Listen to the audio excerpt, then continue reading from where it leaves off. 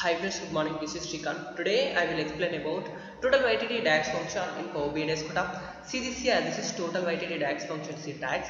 Total YTD and next to add expression and dates. Next to filter and next to add year end date. Okay. Let's check this DAX function in Power BI Desktop. See this here. Now I'm already imported some data. And next to go to report and I'm clicking new measure.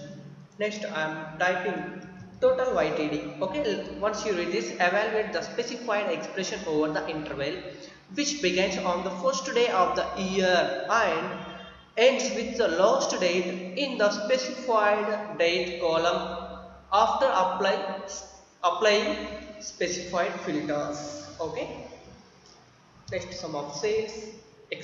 Now I am adding expression sum of sales, comma. Next I am adding dates. Okay, financial date. Next I am adding filter, comma. Next I am adding table name. Next I am adding filters. Okay, countries.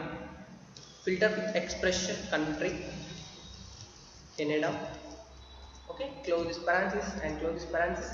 Let's check this tax function. Next I am selecting curd 19.71 millions. Okay, let's check this function. I'm selecting slicer, next select year and next selected list. Next I am selected slicer and next select countries.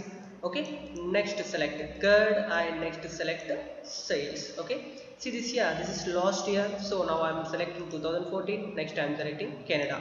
See this here, Canada sales I have 19.71 millions. Okay, so let's check this function. See this here, 19.71 millions. Okay, if you want to show France also, let's just change this one. Type France here. See this here, it's automatically showing. Okay, let's check this France also. See this here, France. Okay, 19.22 millions. Okay, total YTD DAX function in Power BI Desktop.